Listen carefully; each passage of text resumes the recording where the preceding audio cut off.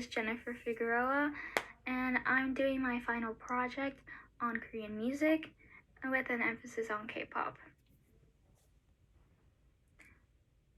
What is K-pop? K-pop is pop music in Korean.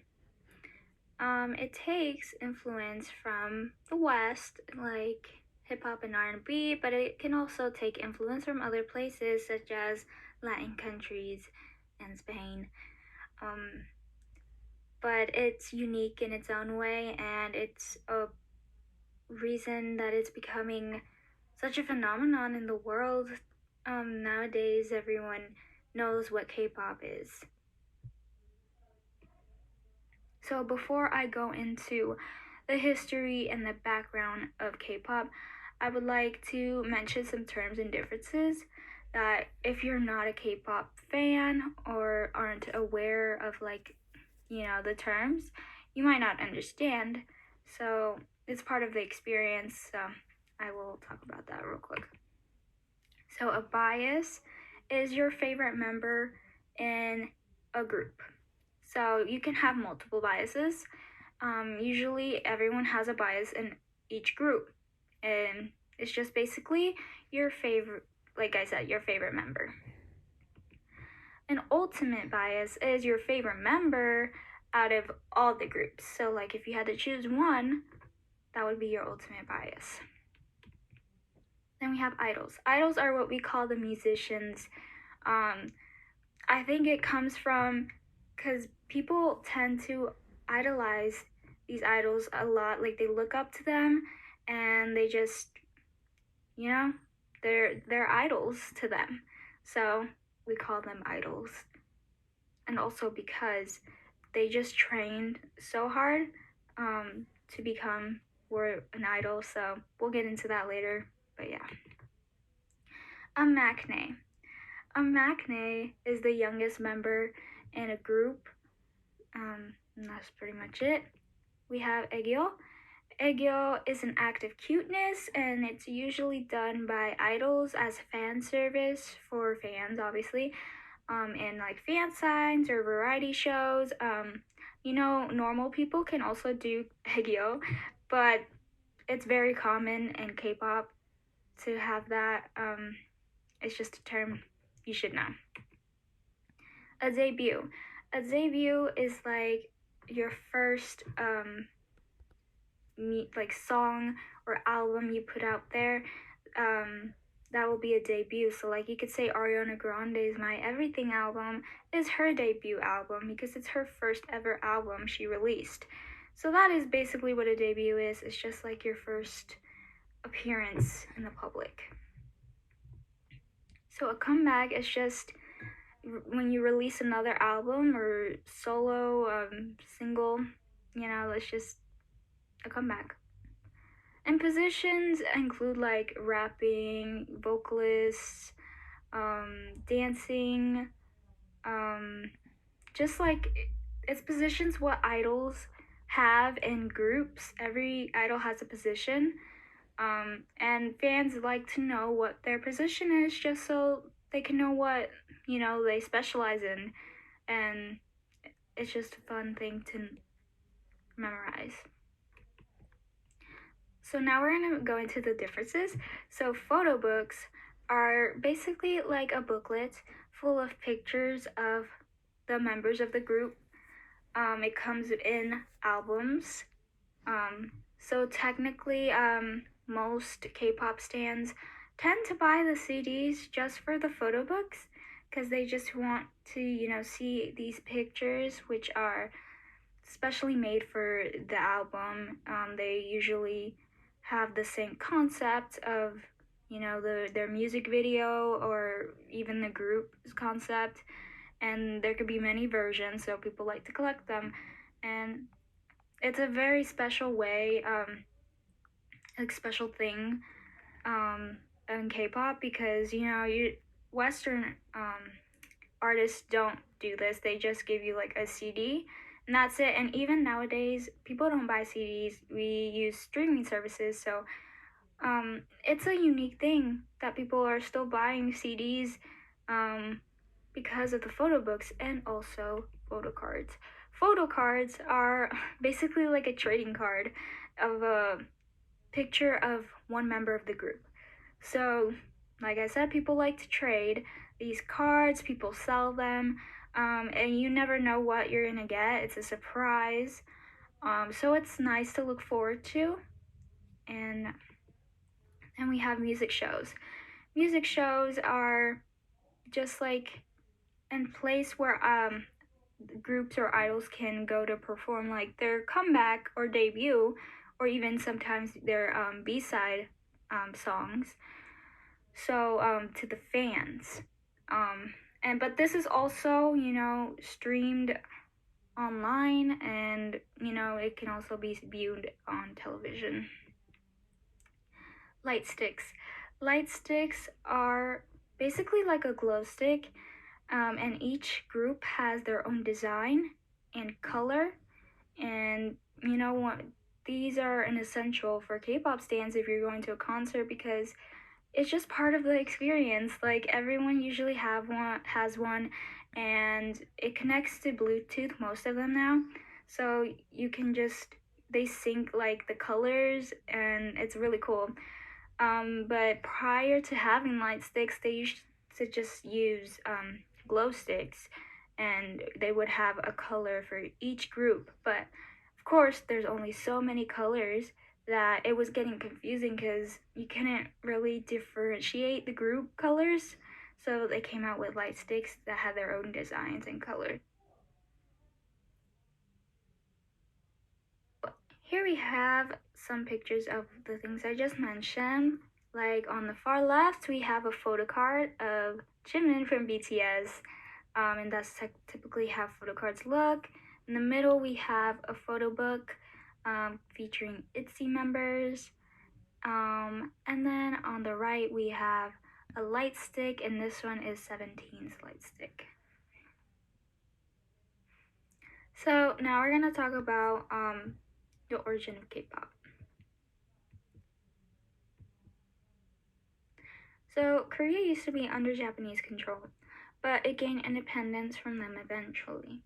And this caused them to gain Western ideals such as television broadcasting, democracy, and Western music. They would use current Korean music standards and mix it with Western music such as R&B and hip hop, and to create their own sound. And now I'm going to talk about a group that wasn't necessarily the first K-pop group, but they definitely set a path to broadcasting Korean music to the world. And this was the Kim sisters. It consisted of Sukja, Eja, and Minja.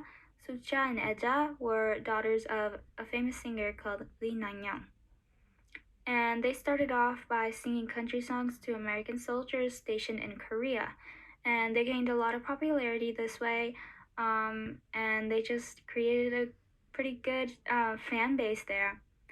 But eventually they moved to the West because they wanted to get more exposure and to achieve their musical dreams.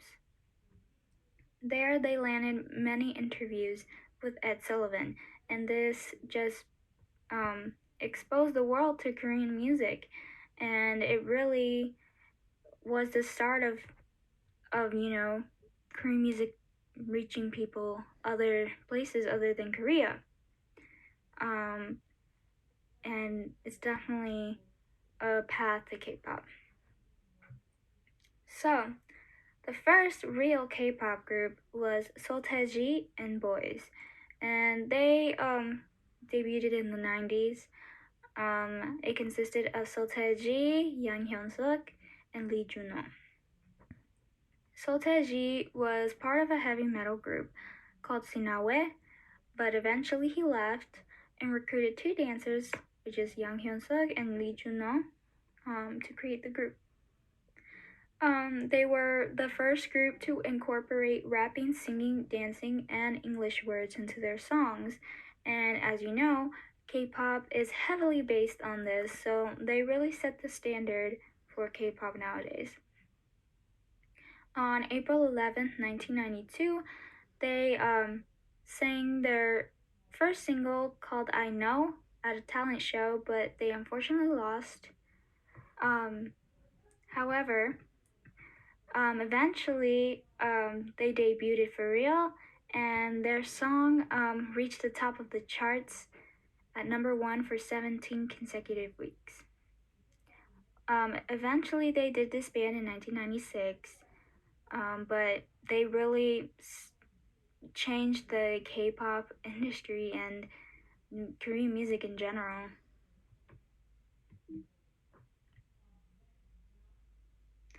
So now I want to talk about government involvement with K-pop. So K-pop does bring a huge amount of revenue into the South Korean government. It is a big factor into the economy, and of course, the government would love to protect this. However, even before it became like a big factor, the Korean government made a department of K-pop in the Ministry of Culture in the 90s. In the 90s, they were going through an Asian financial crisis, and they thought this would be the best option to really protect K-pop and to also be able to spread it more efficiently.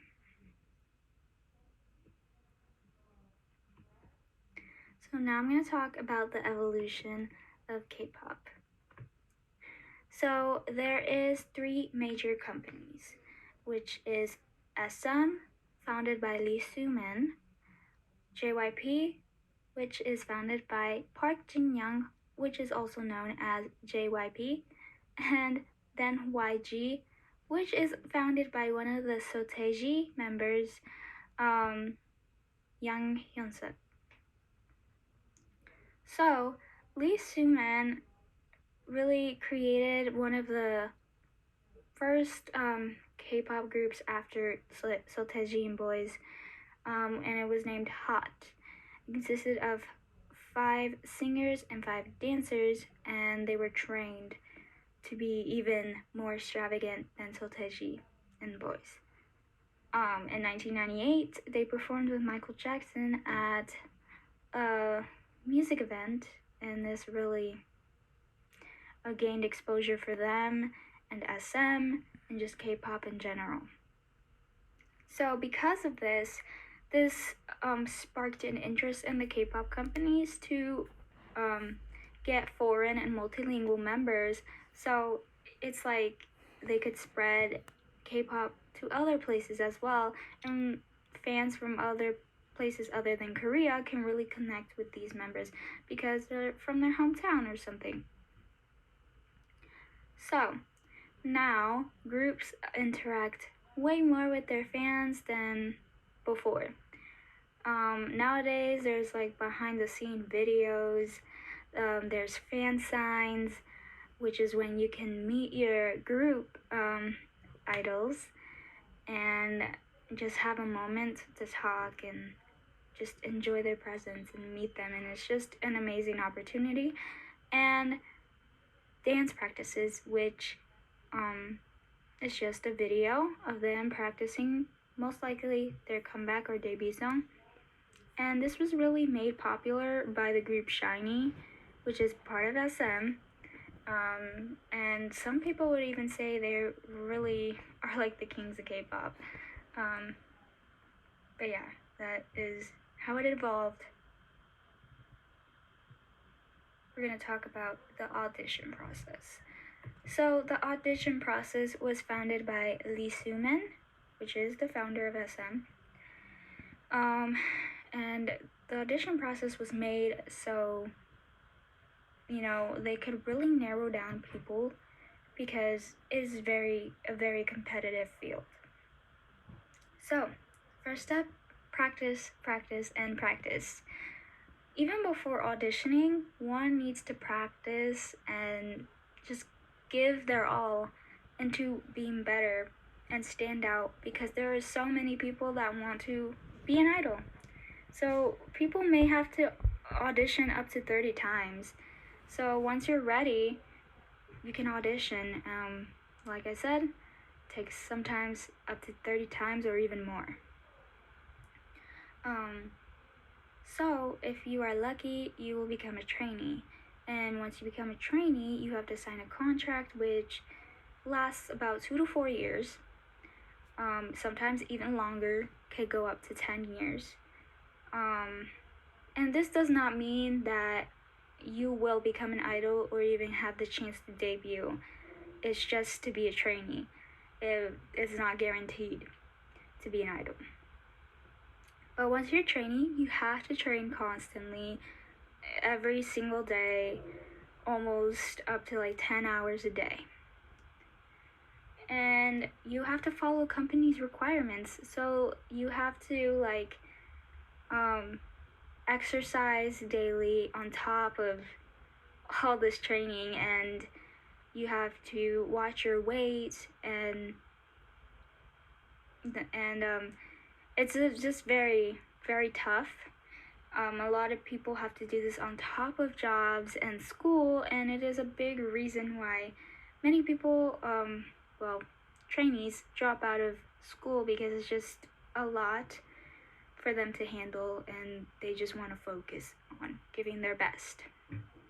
Because even being a trainee, you have to be competitive, because you want to become an idol, and they're only gonna choose the best of the best. So yeah, if you are lucky, you will become an idol. However, the struggle doesn't end there. You have to debut and become successful amongst all these other K-pop groups, where there are plenty, and really create a strong fan base. And if you can do that and, be up there with bigger names, you'll be successful. But usually people want to join the big three because it's a little bit easier to be more successful than smaller companies, but that is not always the case. So let's talk about K-pop now.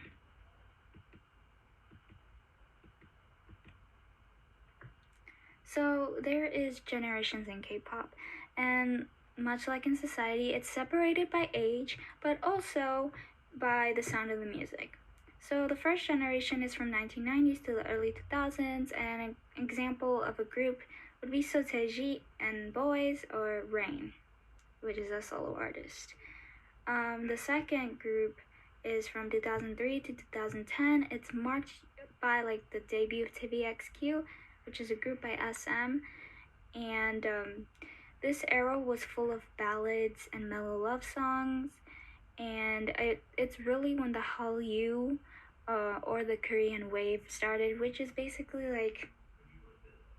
the best way I could explain it is the spreading of the Korean music globally.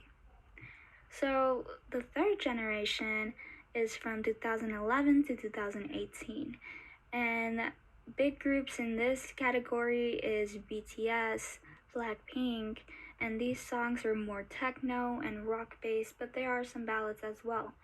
And now it's believed that we're in the fourth generation, and it started in 2019 and is up to present.